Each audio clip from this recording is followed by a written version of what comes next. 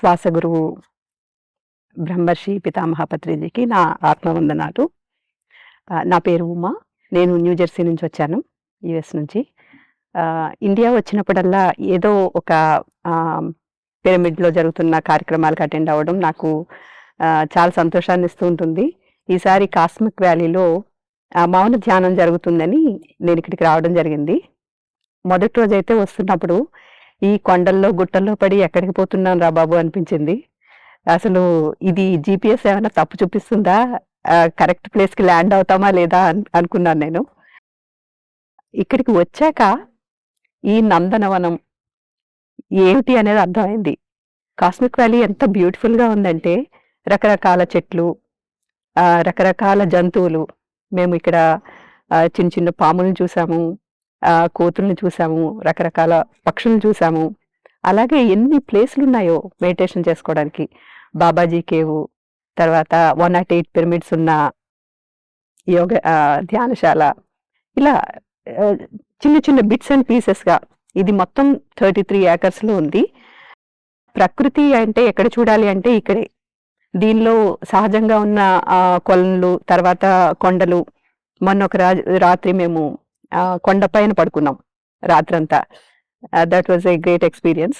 Because వెల్లకిలా పడుకొని ఆకాశంలో నక్షత్రాలను చూస్తూ చల్లగాలిని ఆస్వాదిస్తూ పడుకునే అవకాశం ఇప్పుడు ఎక్కడుంది చెప్పండి. ఈ ప్రోగ్రాం అయితే మన వటికుటి సుబ్బారావు గారు, గురువు గారు చేస్తున్నారు. అండ్ ఎంత మంచి యోగి అంటే ఆయన.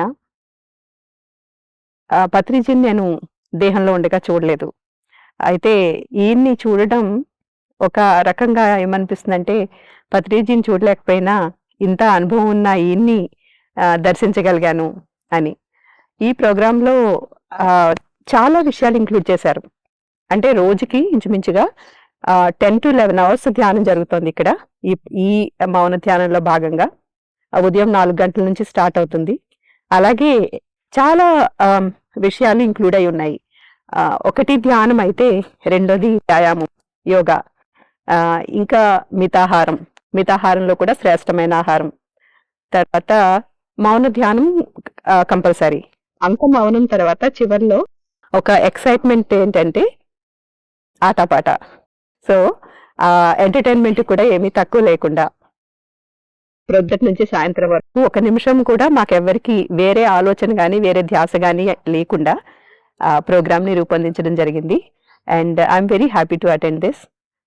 I definitely suggest everyone to come to Cosmic Valley and attend this Mauna Dhyanam. Entire టీమ్కి నేను కృతజ్ఞతలు తెలియజేస్తున్నాను. ఫ్లాలెస్గా మార్నింగ్ నుంచి ఈవినింగ్ వరకు అన్నీ బాగా చూసుకుంటూ మమ్మల్ని అందరినీ ఎంతో, అంటే ఫీల్ హోమ్ లాగా ఉందన్నమాట.